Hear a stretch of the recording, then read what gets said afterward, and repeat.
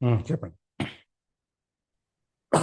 అలా ఒక స్టేజ్ వరకు వచ్చినప్పటికి ఈ గుణాలన్నీ నీకు కావాలి. ఒక స్టేజ్ వచ్చిన తర్వాత ఆ గుణాలను కూడా నువ్వు వదిలేసి శుద్ధ సత్వగుణంలోకి నువ్వు రావాలి అన్నట్టు చెప్తారనమాట. అట్లా ఒక ముళ్ళుని గనక మనం తీయాలి అని అనుకుంటే దానికి ముళ్ళునే ఉపయోగించాలి. ఒక సూదిని గాని, లేదా పిన్నీస్‌ని గాని అట్లా మనం ఉపయోగించి ఆ ముళ్ళుని తీస్తాం. సో, దాన్నైనా మనం ఉంచుకుంటామా మళ్ళా? దాన్ని గూడా మన చేతిలో అయితే ఉంచుకోము గదా! ఇంట్లో ఎక్కడ జాగ్రత్తగా గుచ్చుకోకుండా పెడతాం. సో, ఆ విధంగా నువ్వు ఈ యొక్క గుణాలను ఉపయోగించి ఎంతవరకు రావాలో అంతవరకు వచ్చి దాన్ని మళ్ళా నువ్వు శుద్ధ సత్వగుణంలోకి వెళ్ళాలి అన్నట్టు చెప్తున్నారనమాట. సో, మరి ఈ వేదాల్లోని ఇవన్నీ చేస్తే మరి సకామ కర్మ వలన ఉపయోగాలేమి అనంటే, సకామ కర్మ వలన కూడా ఉపయోగాలున్నాయి. ఏమి అనంటే, నీకు ఈహలోకంలో సుఖాలను గాని, పరలోకంలో సుఖాలు గాని ఈ సకామ కర్మ వల్లనే వస్తాయి. అంటే కర్మ అనేది ఏదైనా గొలుసేనండి. అది బంగారు గొలుసవ్వచ్చు, ఇనుప గొలుసవ్వచ్చు. అంటే మంచి చేస్తే బంగారు గొలుసయ్యి మనకి పరలోక సుఖాలు అంటే స్వర్గము అట్లా మనకొస్తుంది. అదే చెడు చేశామనుకోండి, ఆ కర్మలు మనకి వేరే విధంగా మారి మనకి కష్టాలుగా వస్తాయి. అండ్ ఇహలోక సుఖంగా గూడా ఈ బంగారు గొలుసనుకోండి, ఇహలోకంలో నువ్వు ఇక్కడ ఉండి ఏ సుఖాలు అనుభవిస్తున్నావో అవన్నీ నీ పాత యొక్క కర్మలను బట్టి డిపెండ్ అయ్యి ఉంటాయన్నమాట. సో, నువ్వు ఈ కర్మలన్నీ కూడా వదిలేసేయి అని చెప్పి చెప్తున్నారనమాట ఆయన. సో, కర్మలన్నీ వదిలేయమంటున్నావు, మరి యుద్ధం చేయమంటున్నావు అని అనుకుంటే గనక ఇక్కడ నీ యొక్క పనిని నువ్వు చేయాలి. నీది ఇక్కడ ఉండేది భూమిపై ఉండే శరీరము కర్మ శరీరం అనమాట. అదే మనం స్వర్గంలోకి వెళ్తే అది యొక్క యాతన శరీరము. అట్లా శరీరాలు గూడా డిఫరెంట్‌గా ఉంటాయి. సో, ఈ శరీరంతో నువ్వు కర్మని చెయ్యి. అది నిష్కామంగా చెయ్యి. అప్పుడు నీకేది అంటుకోదు అన్నట్టు చెప్తున్నారనమాట. సో, ఇక్కడ ఈ త్రైగుణ్యాలను వదిలి ఎట్లా ఉండాలి అంటే, ఇక్కడ ఆయన ఒక 5 లక్షణాలను చెప్తున్నారనమాట. నిస్త్రైగుణ్యో భవ, నిర్ద్వంద్వో భవ, నిత్య సత్వస్థో భవ, నిర్యోగక్షేమో భవ అండ్ ఆత్మవాన్ అని చెప్పి. అంటే ఆయన ఇక్కడ ఏం చెప్తున్నారంటే ఇప్పుడు నిస్త్రైగుణ్యో భవ. నిస్త్రైగుణ్యో భవ అంటే గుణాలనన్నీ వదిలేయని. నిస్త్రైగుణ్యో, నిర్ద్వంద్వో, నిత్య సత్వస్థో, నిర్యోగక్షేమో అండ్ ఆత్మవాన్. ఈ 3 భవ అంటే అవ్వాలి నువ్వు. నువ్వు ఈ 3 ఈ 5 గూడా అవ్వాలి అన్నట్టు చెప్తున్నారనమాట. అదే విధంగా నిస్త్రైగుణ్యం అంటే ఒక్కొక్కటి గురించి మనం ఎక్స్‌ప్లెయిన్ చేసుకోగలిగితే, నిస్త్రైగుణ్యం అంటే ఈ గుణాలనన్నీ నువ్వు వదిలేసి నువ్వు శుద్ధ సత్వంలోకి రావాలి అని చెప్పి. ఓకే. నిస్త్రైగుణ్యో భవ అంటే ఫస్ట్ గుణాలను వదిలేసేయని. అంటే నిర్ద్వంద్వో భవ. నెక్స్ట్ నిర్ద్వంద్వో అంటే ద్వంద్వాలను అంటే సుఖాన్ని, దుఃఖాన్ని అన్ని ఈక్వల్‌గా చూడాలి అని మనం ఫస్ట్ అనుకున్నాం గదా! శీతోష్ణ సుఖ దుఃఖదాహ అని చెప్పి. సో, అలా అన్నమాట. సుఖాన్ని గాని, దుఃఖాలను గాని, ఈ ద్వంద్వాలన్నీ మంచి, చెడు ఇవన్నీ గూడా నువ్వు వదిలేసేయి. నెక్స్ట్ నిత్య సత్వస్థో భవ. నిత్య సత్వస్థో అంటే ఎప్పుడు గూడా సత్వగుణంలో ఉండేదానికి ట్రై చెయి. ఎప్పుడు గూడా సత్వగుణంలో ఉండేదానికి ట్రై చెయి. అంటే సత్వగుణంలో ఉండే భోజనం చేయాలి అండ్ సత్వగుణంలో ఉండే ఇప్పుడు మనం ఏ పని చేసినా దాంట్లో సత్వగుణాన్ని మనం ఎంచుకోవాలి. ఇప్పుడు సీరియల్‌లు చూసాము. దాంట్లో గూడా సత్వగుణం ఉండే సీరియల్స్. బుక్స్ చదివాము. దాంట్లో కూడా సత్వగుణం ఉండేది. అట్లా. అట్లా ఎప్పుడూ గూడా నువ్వు సత్వగుణంలో ఉండేటట్టు, ఇది నిత్య సత్వగుణంలో ఉండేటట్లు ట్రై చేయాలి నువ్వు. అండ్ నిర్యోగక్షేమో భవ. సరే ఇవన్నీ బావున్నాయి కానీ, నిర్యోగక్షేమో భవ అంటే యోగక్షేమాలను గూడా వదిలేసేయి అని అంటున్నారనమాట ఇక్కడీయన. యోగక్షేమాలను గూడా వదిలేస్తే ఎట్లా మనము అనంటే, ఇక్కడ ఈయన ఎక్స్‌ప్లెయిన్ చేసేదెలా అంటే, యోగము అంటే నీకు లేనిది నువ్వు సంపాదించడం. అండ్ క్షేమము అంటే దాన్ని నువ్వు కాపాడుకోవడం. సో, నీకు లేనిది నువ్వు సంపాదిచ్చాలి అనుకోవడము అండ్ దాన్ని కాపాడుకోవాలి అనుకోవడం కూడా నువ్వు వదిలేసేయి. నిర్యోగక్షేమో భవ అని చెప్పి చెప్తున్నారు. అండ్ ఆత్మవాన్ అంటే ఎప్పుడు గూడా నీ యొక్క జ్ఞాన స్థితిలో నీ యొక్క ఆత్మ విద్యను ఎప్పుడు కూడా జ్ఞాన సముపార్జన చేస్తూ ఉండు. జ్ఞాన సముపార్జన చేస్తూ ఎంత బుక్స్ ఏమి చదివినా కూడా మనకి ఆ బుక్స్ అర్థమవ్వాలి అనంటే కొంచెమైనా కూడా మనకి ఈ ప్రాక్టీస్ అనేది జ్ఞానం అనేది గాని లేదంటే ఆ ఈ ఒక యోగా ప్రాక్టీస్ గాని ఇది డైలీ రొటీన్ లో మనం పెట్టుకుంటే మాత్రమే మనం ఎంత బుక్స్ చదివినా ఎన్ని విన్నా కూడా మనకి కొంచెమైనా కూడా ఆ అర్థమవుతుందండి. కొన్ని కొన్ని మాటలైతే చాలా తెలుగులోనే ఉంటాయి. కానీ ఒక 10 సార్లు అది విన్నా కూడా అర్థం కాదనమాట.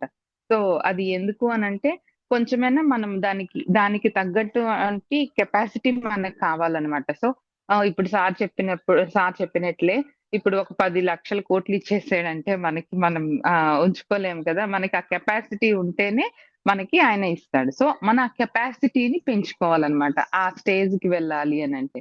సో, ఆ విధంగా నువ్వు అవ్వాలి అని చెప్పి అంటే అవ్వాలి అని చెప్పి ఆచరించాలి అని చెప్పి చెప్తున్నారనమాట. సో, ఈ కామక్రోధాదులు అండ్ బద్ధకము, అలసట ఇవన్నీ గూడా నువ్వు విడిచిపెట్టి ఎప్పుడు నిత్యం సత్వగుణంలో ఉంటూ ఎప్పుడు ఈ సుఖదుఖాలు సుఖమొస్తే పొంగిపోవడము, కుంగిపోవడము ఇలా ఈ ద్వంద్వాలను అన్నీ విడిచిపెట్టి నువ్వు ఎప్పుడు జ్ఞాన సముపార్జన ఇది నేను ఇది నా పని అనంటే నువ్వు ఆ పని మీద కాన్సంట్రేట్ చెయ్యి. ఆ పని మీద కాన్సంట్రేట్ చేసినప్పుడు ఆ పని గూడా నీకు అంత చక్కగా వస్తుంది. అండ్ ఆయనకి సరే నేను దీని నుంచి ఫలం ఆశించలేదు కదా! అందుకోసమని నేను వదిలేస్తున్నాను. అంటే ఏదో ఒకలాగా చేసేస్తున్నాను అనేదానికి కూడా లేదు.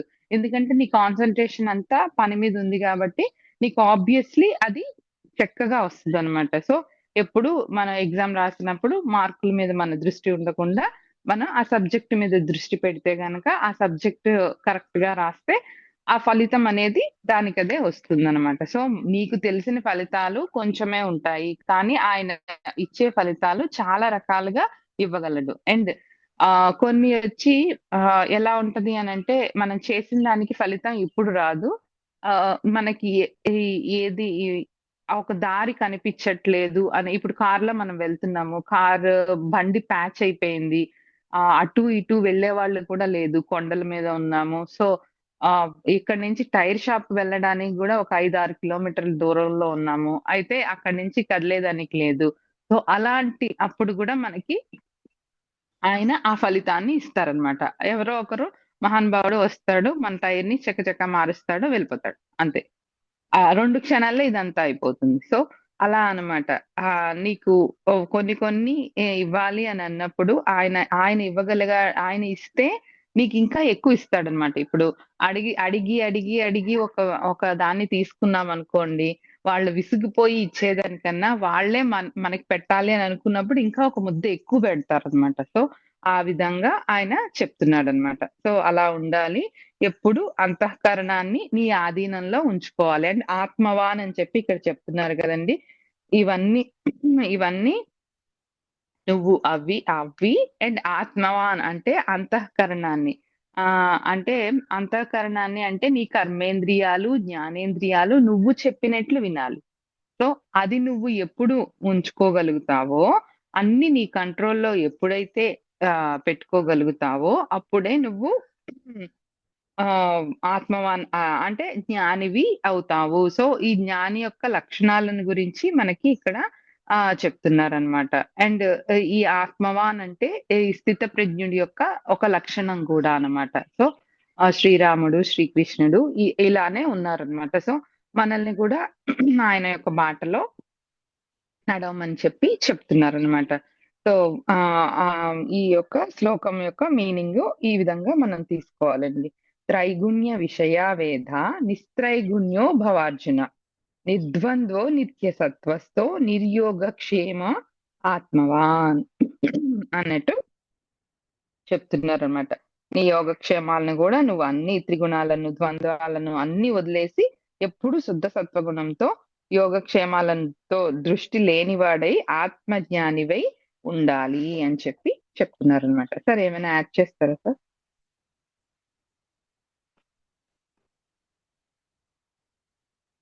ఏమైనా యాడ్ చేస్తారా సార్?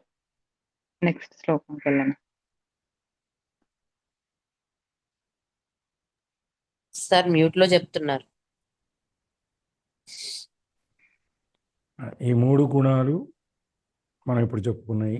తర్వాత ద్వంద్వాలు ఉన్నాయి, రెండు రకాలు, రెండు రెండు రెండు సుఖ దుఃఖాలు ఇవన్నీ ఉన్నాయి కదా మనకి, కష్టాలు, మంచి చెడులు. మంచి చెడులు, ఇవన్నీ రెండు రెండు చెప్పుకుంటాం చూసారా, అవన్నీ ద్వంద్వాలు. వీటిని కూడా సమానంగా చూడగలగాలి. మనకు వచ్చే కష్టమైన, సుఖమైన, దుఃఖమైన ఏదైనా సరే, సుఖం వచ్చినప్పుడు ఎగిరిపోయి, దుఃఖం వచ్చినప్పుడు కష్టపడిపోయి, దేవుడు నాకు ఎందుకు ఇచ్చాడు ఈ బాధ అంతా, దేవుడు నేనే దొరికానా, ఇంకొకరికి ఇవ్వచ్చు కదా, ఇవన్నీ అని చెప్పి అనుకోకుండా, నీకు సుఖం వచ్చినప్పుడు దేవుడు నాకు ఎందుకు ఇచ్చాడని నువ్వు అడిగావా? అడగలేదు సార్. సంతోషాలు వచ్చినప్పుడు అనుకోము, అనుకోం బాధ కదా. వచ్చినప్పుడు మరి దేవుడా ఎందుకు నాకు ఇట్లా పరీక్ష అప్పుడు ఎట్లా పెడుతున్నావు అనుకో, అంట. అప్పుడు నీకేం అధికారం నాకే ఉందా? ఎందుకు ఇచ్చేవని అడుగుతారు. అవును అవును. నాకే ఎందుకు ఇచ్చావు, అప్పుడు సుఖం వచ్చినప్పుడు కూడా నాకే ఎందుకు ఇచ్చావని ఉమ్. ఎప్పుడు అడగలే. ఇంకా పక్కళ్ళు అసలు ఉన్నారు ఎవరిని కదా, ఆ పక్క జ్ఞాపకం చేసుకోము సుఖం ఆ వచ్చినప్పుడు. ఆ పక్కింటోళ్ళకు ఈ పక్కింటోళ్ళకు ఇవ్వచ్చు కదా. సంతోషం వచ్చినప్పుడు మాత్రం నాకెందుకు ఇచ్చావు, పక్కింటోళ్ళకి ఎందుకు ఇవ్వలేదు అని మాత్రం అడగం. అసలు ఇంకో మనిషే గుర్తురారు సార్.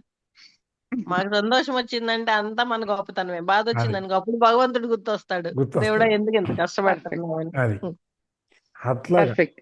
ఆ రోజున సుఖం వచ్చిన రోజున దేవుడా ఇంత సుఖాన్ని, సంతోషాన్ని ఇచ్చావు, నాకు చాలా సంతోషం అని చెప్పి చెప్పుకోవాలి. అది రానప్పుడు, నీకు కష్టం వచ్చినప్పుడు, ఆమె సుఖం ఇచ్చినట్టు నాకు కష్టాన్ని ఇచ్చావు, రెండు నేను అనుభవిస్తాను, అంతా నీ దయ అని చెప్పని చెప్పుకోవాలి. అదేం చెప్పకుండా సుఖం వచ్చినప్పుడు, సంతోషం వచ్చినప్పుడు, లేకపోతే ₹1,00,00,000 వర్క్లో ఏదో ఉద్యోగం కలిసి వచ్చినప్పుడు నాదే ఇదంతా అని చెప్పేసి, రేపొద్దున ఎవడో ఈడియో ఇది ఎన్ఫోర్స్మెంట్ ఆడో, యాంటీ కరప్షన్ ఆడో వచ్చినప్పుడు, చిచ్చి నా ఇంటికే రావాలా, పక్కనాడు బాగానే అంటున్నాడు కదా, నాకంటే వాడి ఇంటికి వెళ్ళొచ్చు కదా, అవన్నీ అనుకోవడం. అది ఆ రోజు నువ్వు నాకు సుఖం వచ్చినప్పుడు ఇది నీ వల్లనే అని చెప్పి నువ్వు అనుకోనప్పుడు, నీ కష్టం వచ్చినప్పుడు ఇది నీ వల్లనే అంటానికి, నాకే ఎందుకు అంటానే నీకు హక్కు లేదు. అందుకని ఈ ద్వంద్వాలు ఏవైతే ఉన్నాయో, ఈ గుణాలు, ఈ ద్వంద్వాలు, యోగక్షేమాలు, ఇవన్నీ కూడా ఇక మనం వదిలేయాలి. వదిలేసినప్పుడే మనం ఆ పైన మనం ఏదైతే ఈ మానవ జన్మలో మనం ఏదైతే ఆశించి వచ్చామో ఆ ఆశని అది మనకి నెరవేరుతుంది అనమాట. మోక్షము, లేకపోతే కైవల్యము, లేకపోతే ఆత్మ సాక్షాత్కారము, ఏదో మనం ఏమైనా చెప్పండి, దానికి రకరకాల ఎవరెవరి ఉద్దేశాలను బట్టి వాళ్ళకి ఏదైతే ఉందో అది జరగదు. అది మనం ఇక్కడ ఏంటంటే, మన గుణాలు మనం అన్ని మనం ఎట్లా ఉంచుకొని సుఖ దుఃఖాలకి ఫీల్ అయిపోయి, యోగక్షేమాలు, ఆరోగ్యాల గురించి ఫీల్ అయిపోయి, నాకు నువ్వు కైవల్యాన్ని అంటే ఎట్లా ఇస్తారు? ఇప్పుడు కదా. సింపుల్ గా చెప్పాలంటే, ఒక చెరువులోని మీరు రాయేశారు అని అంటే అలలు వస్తాయి. సో ఆ అది రాయి అయినా అలలు వస్తాయి, అండ్ రత్నమైనా కూడా, మీరు డైమండ్ వేసినా కూడా అలలు వస్తాయి. సో మన ఎప్పుడు కూడా మన బుద్ధి అనేది అటు సుఖానికి ఏదైనా అలలే కదా. సో అట్లా అలలు రాకుండా నిశ్చలంగా ఉండే స్థితిని మనం చేరుకోగలిగితే అది మన యొక్క నెక్స్ట్ ఫస్ట్ స్టెప్ అన్నమాట. ఫస్ట్ ఈ స్టెప్ కోసం ఆయన చాలా కష్టపడుతున్నారు, మనకి చెప్పింది చెప్తూ, ఇంకా దానికి ఎలా చేయాలి, ఏం చేస్తే నీకు అది వస్తుంది అనేది చెప్తున్నారు అనమాట. అది నిన్న పవర్ నాకు ఆఫ్ నవ్ లో కూడా మనం అదే చేసింది. అదే సార్, అదే నెక్స్ట్ చెప్పబోతున్నా. పవర్ ఆఫ్ నవ్ లో కూడా మనం అదే చేసింది. ఇక్కడేమో కృష్ణుడు అర్జునుడు చెప్పిన దాన్ని మనకి చెప్తుంటే వింటున్నాం. అక్కడ నీకు నువ్వే చూసుకో, నీకు నువ్వే ఏంటో తెలుసుకో, దేవుడు అనేది ఇవన్నీ ఏమి లేవు, అంతా నీ మనసు, నీ ఆత్మ, లేకపోతే వాటెవర్ నీ థాట్ ప్రాసెస్ ఏదైతే ఉందో అది అని చెప్పి అక్కడ మన మొత్తం అంతా ఏంటంటే, అక్కడ ఒక విధంగా చదువుతున్నాము, ఇక్కడ భావం అంతా ఒకటే, అర్థం అంతా ఒకటే. జ్యోతి తెలివిగా ఆ బుక్ మనకు అంటించేసింది. అది ఇంకెవరన్నా చెప్పండి జ్యోతి, చెప్పండి సార్. అయితే రేపు నేను తీసుకుంటాను సార్. అంటే మధ్యలో గ్యాప్ ఎక్కువ వచ్చింది కదా, సో అందుకోసం ఇంకా సెకండ్ అధ్యాయం కొంచెం అంత రిపిటేషన్ చెప్పాల్సి వచ్చింది. అంటే అందరికి గుర్తుందో లేదో అని చెప్పి రేపు కూడా నేనే తీసుకుంటాను. సో అప్పుడు రేపు కొత్త టాపిక్ వస్తుంది. సో ఇంతవరకు సరే అన్ని వదిలే అంటున్నారు కదా, అన్ని వదిలేస్తే నెక్స్ట్ నేను ఎలా ఉండాలి అనేది చెప్తున్నాడు ఆయన. నెక్స్ట్ రేపు దాని గురించి చూద్దాం అనమాట. సో ఓకే ఇంతవరకు నిష్కామ కర్మ గురించి చెప్పారు కదా, సో అది రేపు చూద్దాం సార్. రేపు ఇంకా ఇంట్రెస్టింగ్ గా ఉంటుంది. రికార్డింగ్ ఆపేనా? ఓకే మీ క్లోజింగ్ ప్రేయర్. ఓకే ఇవాళ స్టార్టింగ్ ప్రేయర్ కూడా చేయలేదు అనుకుంటా. చేశారు సార్. చేశాను సార్. ఓకే అప్పుడు మీరు రాలేదు రికార్డ్ చేయడానికి. ఓకే ఓకే యోగీశం సచ్చిదానందం వాసుదేవం వ్రజప్రియం ధర్మ సంస్థాపకం వీరం కృష్ణం వందే జగద్గురుం. కృష్ణం వందే జగద్గురుం. సర్వం శ్రీకృష్ణార్పణమస్తు.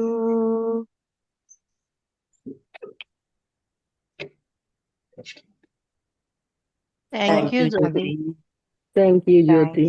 Thank you Jyoti. Thank you. Thank you, Yes, sir. Thank you, sir.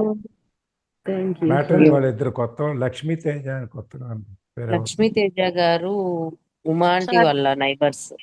Sir ఓ. రికార్డింగ్ ఆఫ్ చేస్తానన్నారు. ఆపేసి ఓకే. ఆపలేదు.